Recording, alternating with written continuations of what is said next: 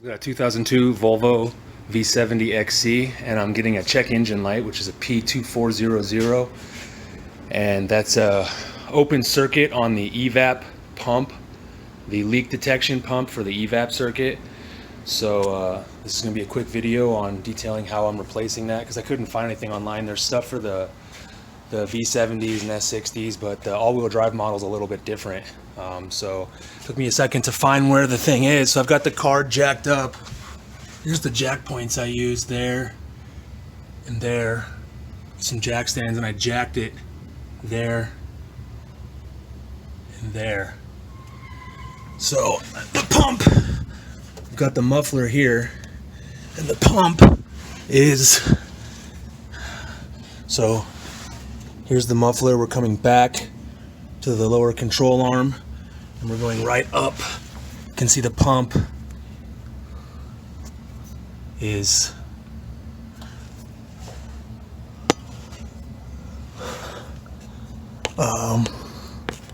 right here.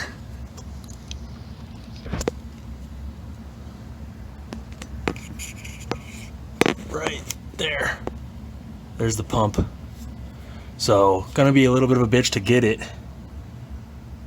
We've got the muffler in the way. We've got this heat shield right here. This heat shield's in the way, and the muffler. So what my idea is I'm gonna pop these two bolts right there, holding the exhaust. Gonna pop this hanger bolt, this hanger bolt, and this hanger bolt for the exhaust. Then hopefully the exhaust will drop enough out of the way to remove this heat shield, which will give us access to the leak detection pump. So I'll be back after I get those bolts off and the exhaust out of the way. Okay, we've got the exhaust dropped enough. All the hanger bolts are 12 millimeters. Not too bad to get those off of there.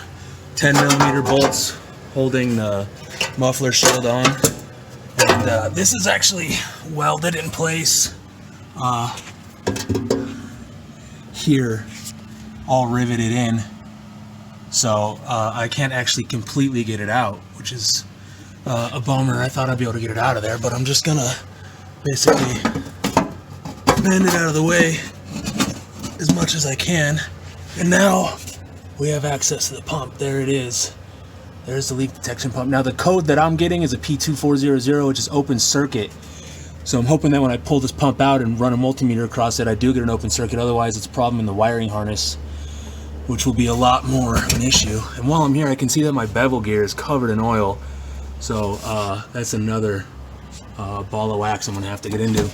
But it looks like on this pump, there's this sliding mechanism. So we slide this thing forward, and the whole pump should basically drop out. And it looks like, so maybe I'll have to take, there's a 10 millimeter bolt, it looks like, right here, which will give me some more room, because it's not just gonna slide off of there. So I'm gonna stop the camera and pop that bolt off and see what we get. Okay, there it is. There's the pump. Volvo, original part. This car has 208,000 miles on it, so that's pretty good life out of that, I guess. Has those OEM style hose clamps, which were kind of a pain to get it in there to take that out. So here's the pump, and here's the one that I got. This was off Amazon. This is a Bosch part 0261222019. And make sure you're wearing coveralls or overalls when you're doing this job, because that's the only approved method. So let's see what this looks like.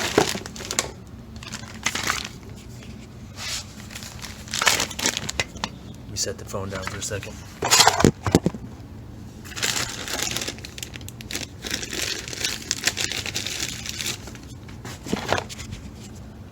So there's the new part.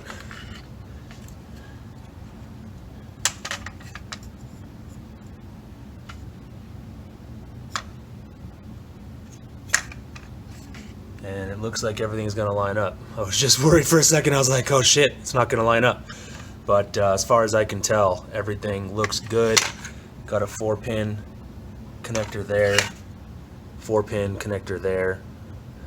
So I'm gonna go ahead and switch this bracket over to the new part and get everything hooked up with new hose clamps, plug it in, and clear the code, and then hopefully that solves my issue. So I'll report back right after that. Okay, we got the new one in there. There it is. Let's see if we can get better light on that.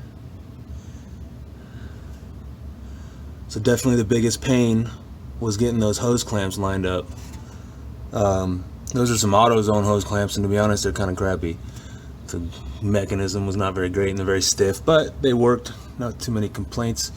I think you want to get this mounting piece pretty straight. When it wasn't lined up right, I was having some interference with the hose in the frame. You don't want that. You don't want to be rubbing anything on the frame. But other than that, everything's all connected. I think we're good. I'm going to go ahead and check the codes now. When I said check the codes, I meant I'm going to put the car back together, because that's what we need to do to start it. And one other note is I didn't remove the bolt for this last exhaust hanger right here. It's this big guy. I just pulled the hanger frame, or the hanger stud out of the rubber. It wasn't too hard, just kind of pull it back, and once you get the flared end out, it popped out pretty easy. So just pop that back in, pop the two other hangers back in, and reattach the brace, and we should be good to go to lower the car and clear the codes.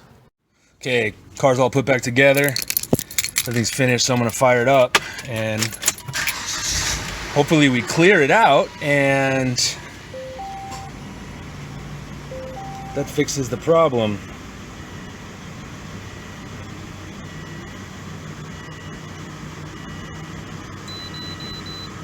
So we can see that's the code: evaporative emission, system leak detection pump, control circuit open.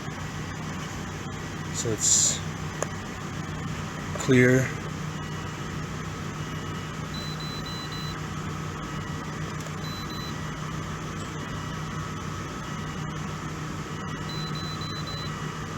Boom! That's what I want to see, baby! So now I just got to go through a drive cycle, and we are ready to pass emissions. You can see no more check engine light. So, I mean, overall, that wasn't too bad of a job.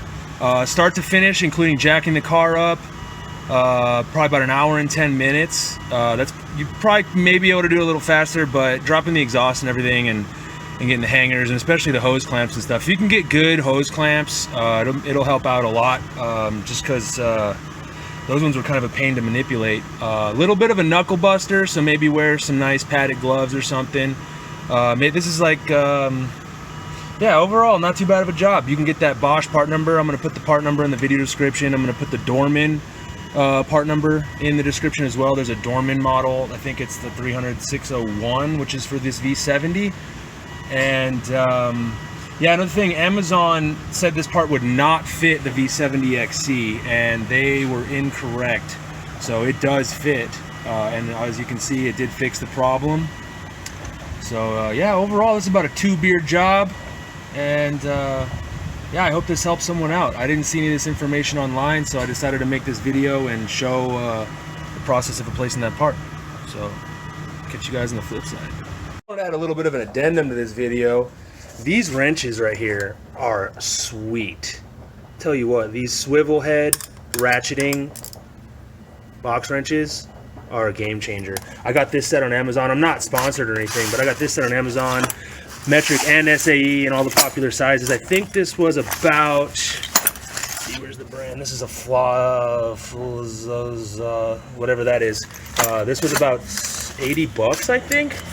Totally worth it. And also, I used this set. This is a Duratec set, but man, I tell you what, this was about maybe 280 bucks for the whole set. And this is nice, man. 90 point of engagement ratchet. These ratchets feel awesome, really good nickel finish. I am not sponsored by these guys, but these tools have really served me well. So I just wanted to praise them a little bit. And that's it. Let's see what this sunset's looking like. All right, guys, this is Chris, over and out.